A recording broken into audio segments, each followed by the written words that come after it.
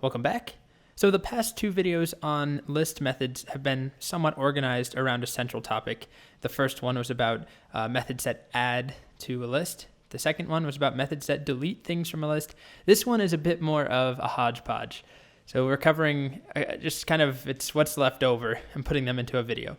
So we're going to go through each of these pretty quickly. They're not as commonly used as things like deleting and inserting into a list. The first one is called index. And what index allows us to do is actually find the index, the position of a given item inside of a list. So here's a list of numbers. And if I ran numbers.index6, it would tell me where 6 occurs in this list. So 0, 1, and so we get 1. Or index of 9, I get 0, 1, 2, 3, 4 is where 9 is, and we get 4. It also allows us to specify a start and end. So if we looked for 5, first, in this numbers list, we have some duplicates, 5, 5, 6, 7, 5, 8, 8, 9, 10. If I just do numbers index of 5, it gives me the first place it finds 5, which is 0. But I can also provide a start point. So this is basically saying find the index of 5 after the index of 1, and it's inclusive. So 0, 1, and it starts looking for 5 from here, and what do you know? The first thing it finds is 5, so it gives us 1. But if we do 5 and then a starting index of 2, 0, 1, 2, so it starts right here and it looks for 5. So it's not at 2, it's at 3, nope, it's at 4, and so it gives us index of 4. And then finally, we can do a start and end index. So in this case, we're looking for 8 between the index of 6 and 8. So 0, 1, 2, 3, 4, 5, 6, and it finds 8 right there. It's kind of complicated when we're talking about numbers and indexes, and they're both numbers. But in this case, it returns 6 because it's at the index of 6, and it didn't include this one, which is at the index of 5 because it's not between 6 and 8. All right, so just a quick demo. We could do names.index, and if I did colt, it gives me 0.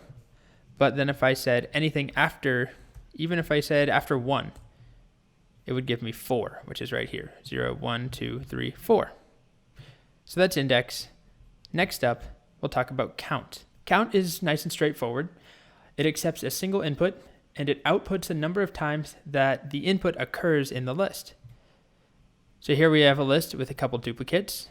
And if I ask how many times does 2 occur, count 2, it goes through and it finds 1, 2, 3, and it tells me 3.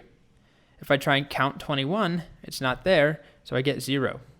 And if I try and count 3, it's in there 2 times, as we can see. And that's it to count.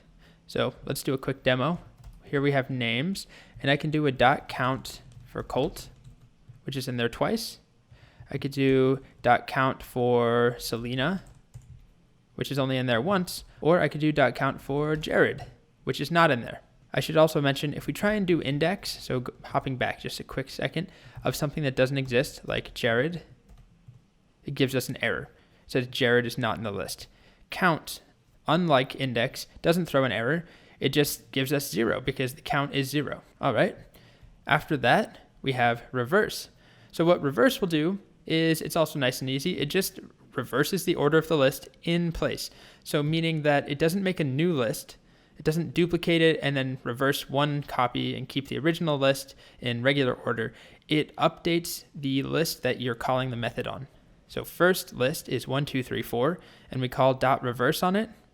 It reverses the list. So we don't actually see anything when we run first list.reverse. Nothing is returned. But then if we look at first list, it's reversed. So let's see. We have names. It starts with Colt and ends with Pablo. If I do names.reverse, and I need the parentheses, it doesn't look like anything happened, but if I look at names, it's reversed. Now we get Pablo, Selena, Colt, Lena, and so on. The next method we'll take a look at is sort. We're going to cover this briefly because later on we'll get into quite a bit of detail once we understand topics like custom functions and lambdas.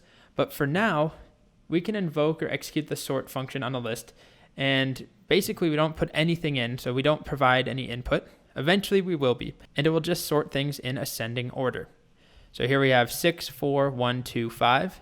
I called .sort, and just like reverse, it takes place in place. It sorts in place, meaning that another list is sorted. And if we look at another list, it's now in ascending order. So I promise later on we will be spending time with customizing sort and being able to set up our own custom way of sorting depending on how we want things to work, not just ascending and descending, but actually depending on more complex data structures that we're trying to sort. But for now, we just need to be aware that it exists, and let's try running it now on names, names.sort. So this is with strings rather than numbers. And if we look, it sorts things ascending alphabetically. And if we appended, let's do names.append aria with all caps, just like that. And we look at names, and now we do names.sort. And look at names again, you can see that the capital aria comes before the lowercase aria. So that brings us to the final method we'll take a look at, which is called join. And join is actually different than all the other ones we've seen so far because it is not a list method. It's actually a string method. So it's the same idea where we have to do dot join, but we're calling it on a string, not a list. But the reason it's in this video is that it's really commonly used to convert lists to strings. So it takes an input, a list, like this one, coding is fun, 3 items, and it joins them, join words, and whatever the string is that we call join on will actually be put in between every item in the list. So we end up with coding space, because we have a space here, is space fun. Or here's another example. If we had a list with Mr. Steele, and we do period space dot join name, which is this, we end up with Mr. period space Steele.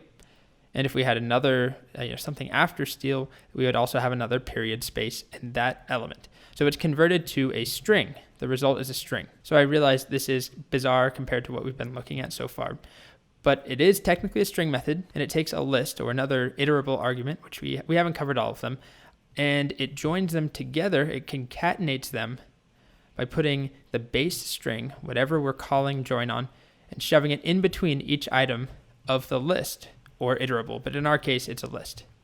And it returns a new string, commonly used to make sentences out of a list of words, for example, using a space.